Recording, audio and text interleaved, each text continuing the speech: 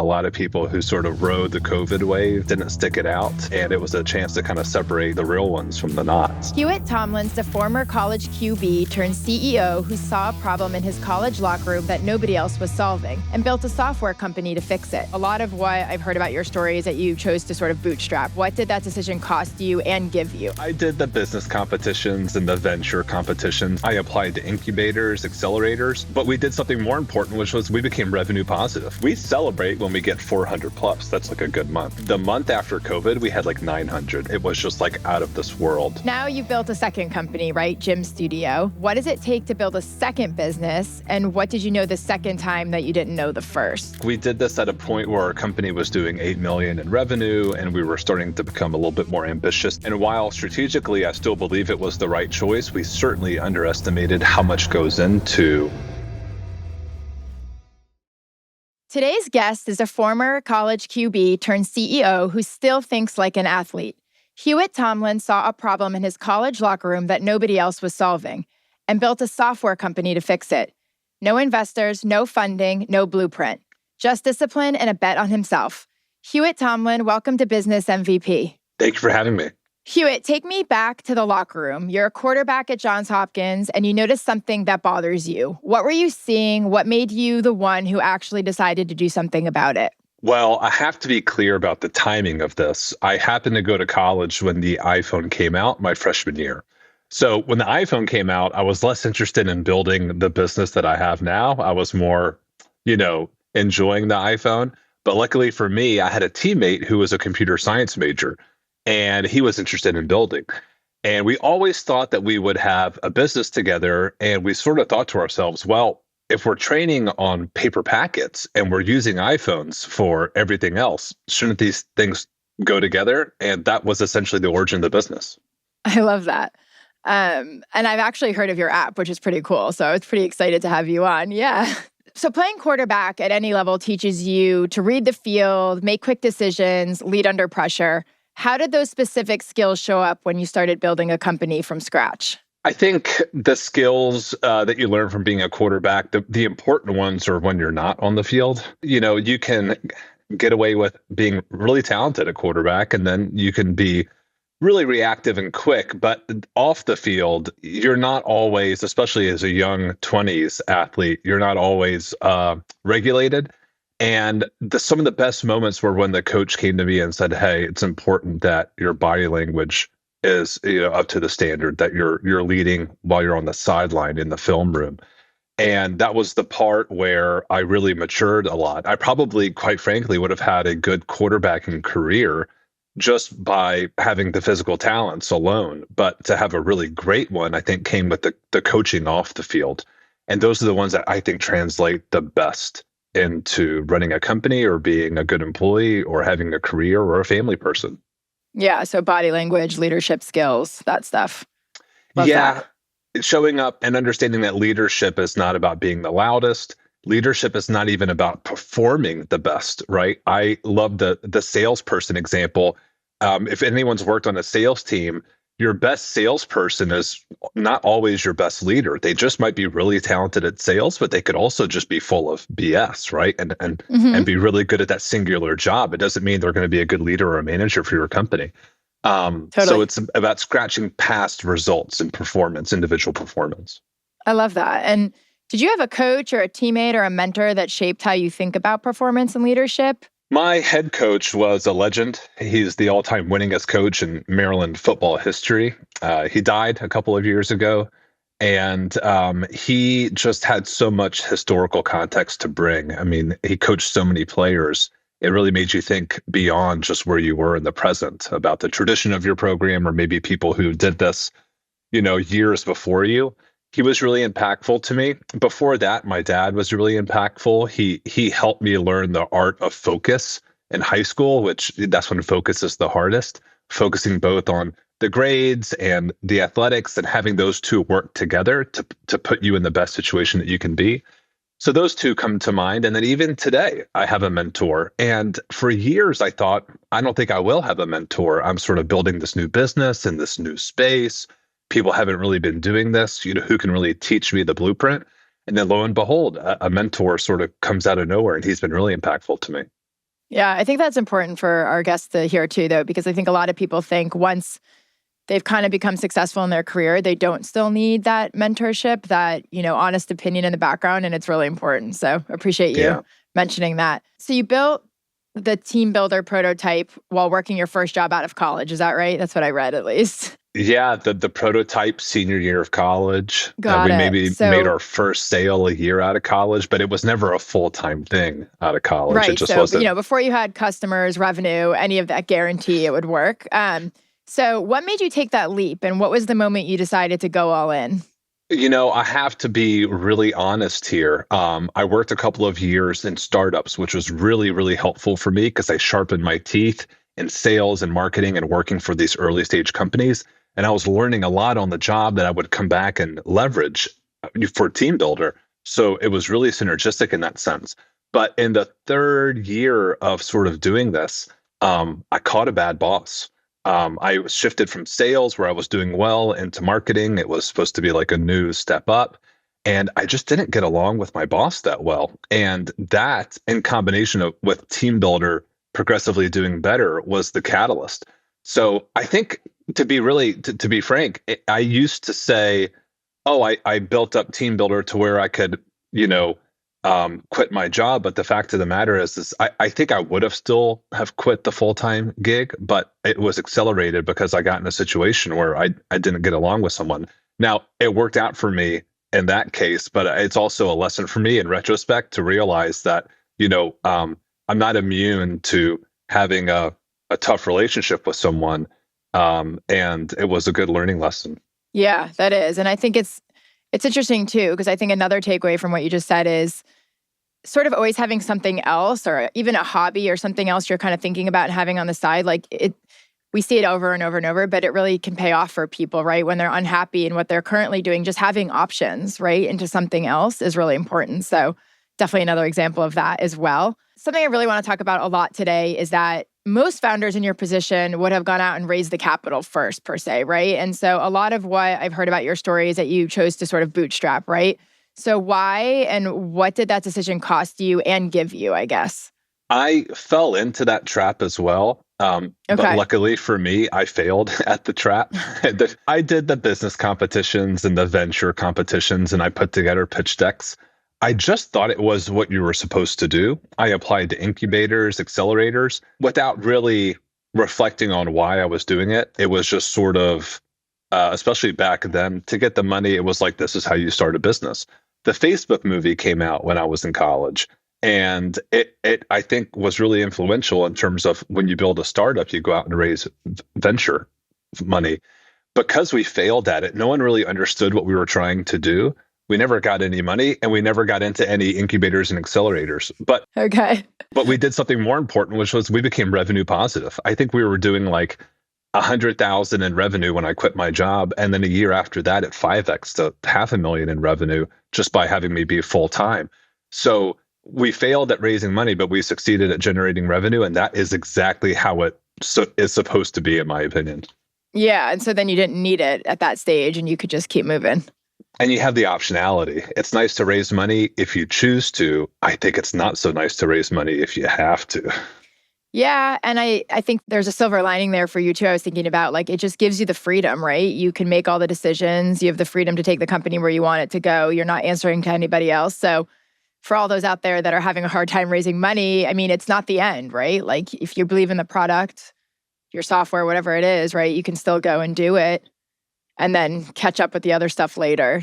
Being revenue positive is huge. So I would add one more thing in there too, which is when you have investors, as an entrepreneur, a founder, you have a mandate to steward their money and then hopefully provide a return on their investment. That's a whole other concept that competes with providing a product or a service to a customer. They can coexist. They could also, I think, conflict. And yeah. when we have a bootstrap company, our mandate is so simple. We're here to serve our customer, and then that's it. It ends. There's no sort of, Yeah. other, and it takes a lot of pressure and stress off of us as founders, and it just simplifies everything that we do decision-wise. Yeah. No, that makes sense. I love that. So walk me through those early days of TeamBuildr. What were you getting right and what were you getting wrong that the entrepreneurs listening could learn from? So one thing we did get right is we approached our customers with a lot of humility. We were in our young 20s, we were former athletes, but we weren't coaches and we didn't have coaching experience. So instead of coming in and sort of saying, hey, we've got the greatest software, we'll show you how to do this, we didn't really try to come on strong like that. We really kind of came in and said, can you teach us about what you do? We're eager to learn and eager to help. And I think that was really helpful.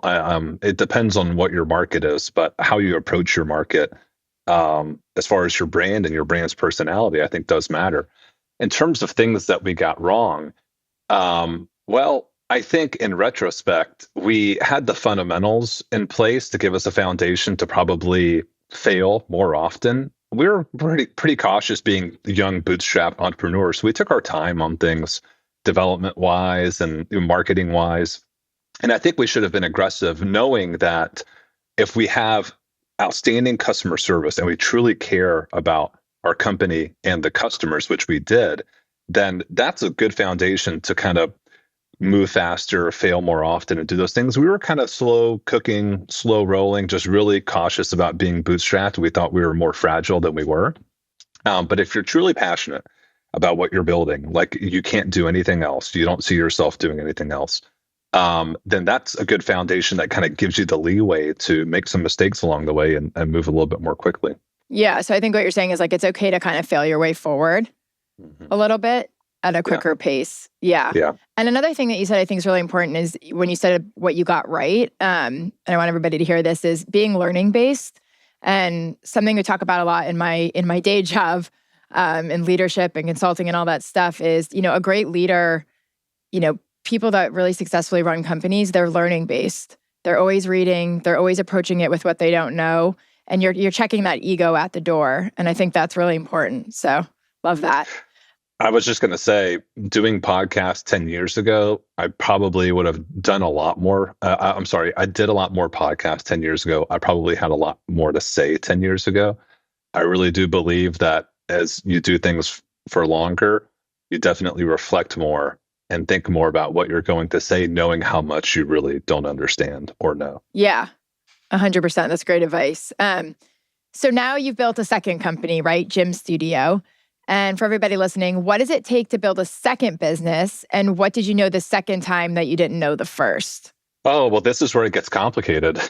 Gym Studio was technically an acquisition. We acquired the software product out of Europe. Okay. Look, we did this at a point where our company was doing 8 million in revenue, and we were starting to become a little bit more ambitious outside of our existing platform and offering. And while strategically, I still believe it was the right choice, we certainly underestimated how much goes into devoting your time and attention to two products, even if you plan on making them synergistic.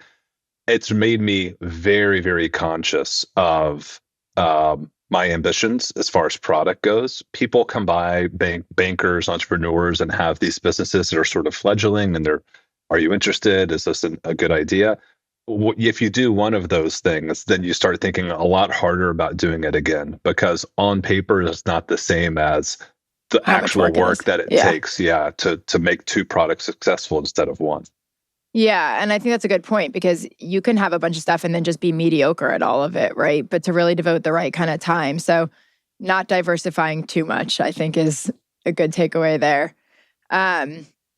Yeah, and I'm assuming, having to have pretty strong teams around both of those businesses is pretty important as well. So what's the hardest business decision you've had to make? And how did your background as an athlete shape how you handled it? Well, I think the hardest decisions come with people. We've built a really tight-knit company with our employees. What gets really difficult is if you do this exercise where, okay, I leave as CEO, a new CEO comes in, and they're looking at this business and its people objectively, what would they do? It really creates hard decisions. And just as recently as a few months ago, I let someone go who had worked with us for 5.5 years. And while they were doing a good job, the trajectory had flattened. It's not ever easy, but it's easier to say this person's just not working out. It's been 6 months or a year.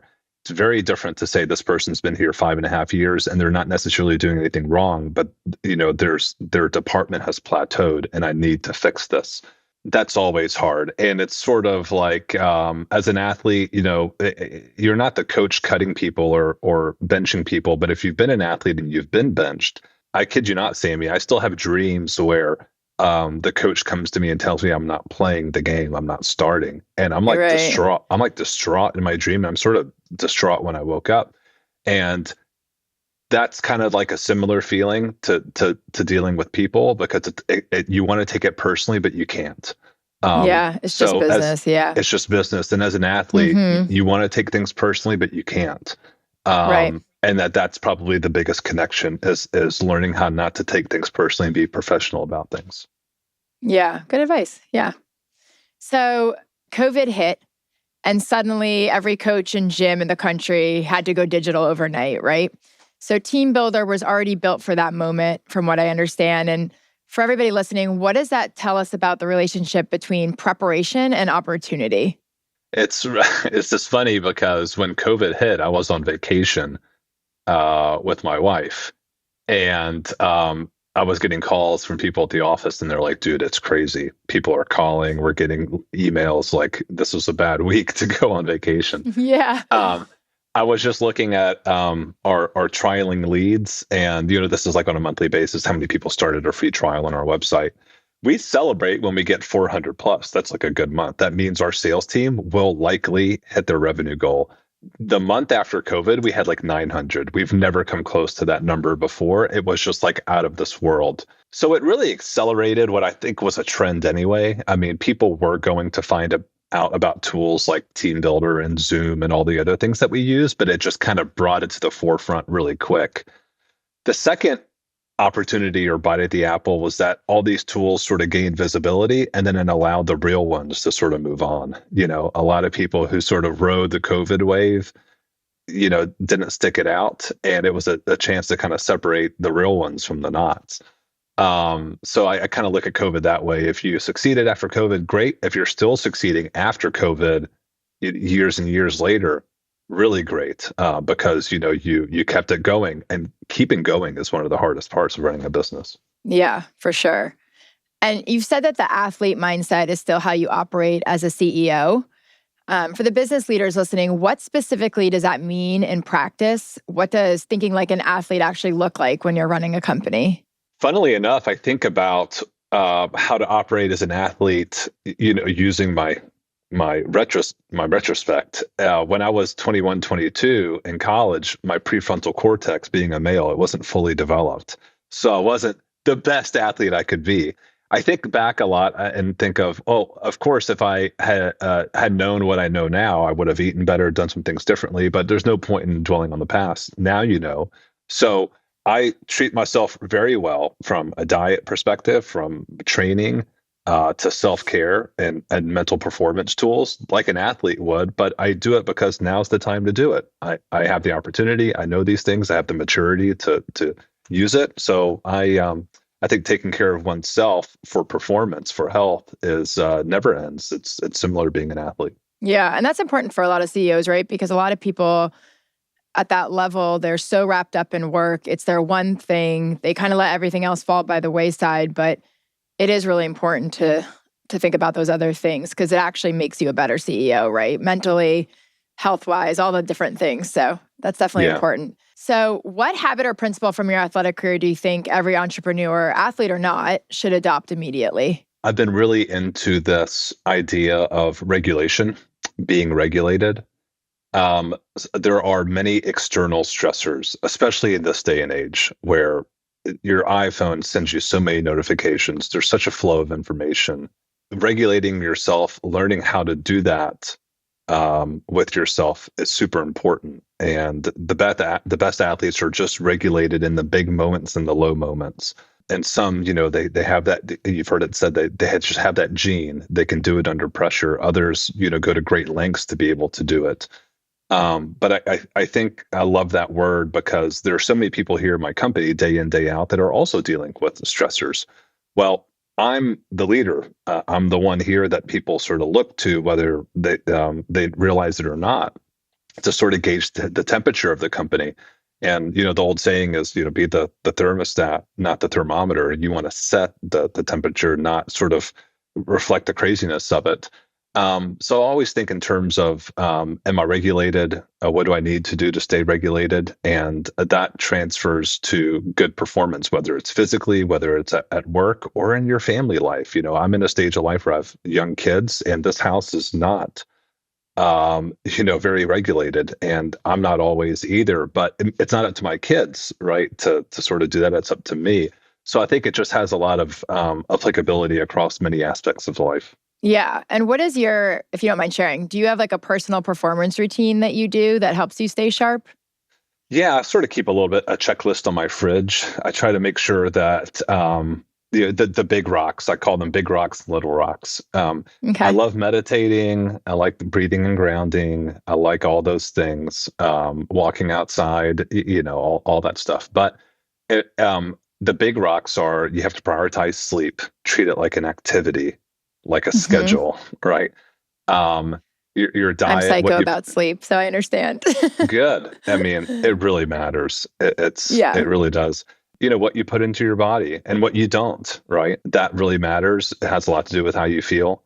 And you take care of those two things and stay hydrated. Those are the three big rocks. And then you can start benefiting from the small rocks, meditating, breathing and grounding, being aware of your environment, which friends or people are kind of taking away your energy, who's energy additive, who gives you energy, and then being intentional about how you spend your time with people. Definitely being intentional is super important. We hear a lot about that these days, right? Yeah. TeamBuildr has changed how strength coaches train athletes at every level, high school to the pros, from what I understand. So when you look at the impact your product has had on how athletes are being developed, what does that mean to you? And was that something you set out to do, or was that like a secondary effect that surprised you? It's a secondary effect. Even at my Yeah. gym today, I go to Lifetime, I'll see an athlete wearing their college stuff, a local college, and I'll ask, hey, do you use the TeamBuildr app? They're like, yeah. I'm like, oh, that's so cool. They're here in my gym using the app hmm that I started 14 years ago. I really love that. But more importantly, when coaches come to us and they say, look, I've gotten so many hours back from your app, I can spend more time with my family on the weekends. That really matters to me, because the athletes, they're having the time of their life. It's hard. They're competing. It's not easy. But the coaches, that's a tough career. It's long hours, especially as a strength coach. It's very underappreciated. You're sort of in the back of the picture.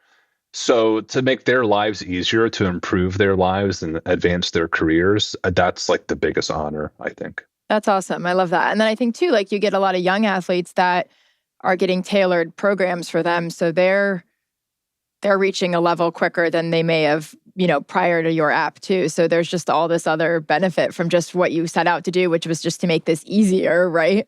Yeah. Which I think is pretty cool. It's super cool. I love that. I love hearing from college coaches about how the quality of the high school graduates that come into college programs is so much better now than 10, 20 years ago, because high schools just have better access to coaches and better access to tools like mine.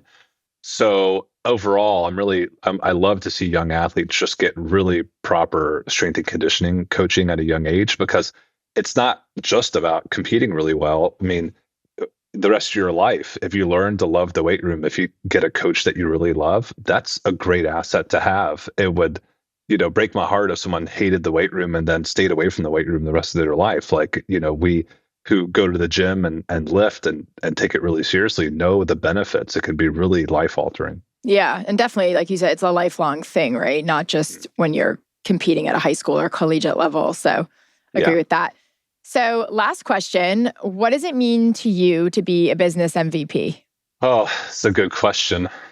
I want to think about some of my high performers in my company. The MVPs, it really has to start with attitude. Your attitude, whether you know it or not, your energy impacts people. If you lack energy, you're going to drain others of energy. If you bring energy, people will feed off of that. My high performers, the people who I consider my MVPs and the people who are entrepreneurs and founders, I think what they probably have in common is just this great sense of energy. They just bring it. And how are they able to do it? Why? I don't know. There's probably varying reasons, but the fact of the matter is that they're bringing a great attitude. They're positive. They're optimistic. and people like to be around them. They're attracted to them. They have a magnetism. So an MVP for me is not necessarily results oriented. It's not necessarily about the optics. It's about, if this person's in the room with me, do I leave the room a more energized, happier, more positive, optimistic person? That has to be it for me. Yeah. And I mean, that's important because then people want to get up and work every day in that environment, and it's invigorating, right? Rather than dreading having the Sunday scaries, as we like to say. So yeah, definitely can relate to that. Well, thank you very much. Is there anything else that you would like to touch on that I didn't ask you? Oh, I don't know. I don't think so. Like I said, I talk less now than I do 10 years ago. So I like to listen and observe as much as I do like to talk about things. Yeah, awesome. Thank you. And that's how champions think. Here are the key takeaways from my conversation with Hewitt today. When preparation meets opportunity, that's when everything changes. So do the work before anyone is watching. Not raising money isn't a limitation, it's freedom. It means you never have to compromise your vision. And if you want to know the secret to running a great company, think like an athlete. Reps, discipline, and showing up every single day with a great attitude. If you got value from today's episode, share it with someone who's ready to think bigger, compete harder, and win in business. Make sure you're subscribed so you never miss an episode. And if you haven't, leaving a 5-star review goes a long way in helping us grow and reach more leaders like you. I'm Sammy Peterson. Thanks for being part of the Business MVP community, and I'll see you next time as we continue building you into an MVP in business and in life.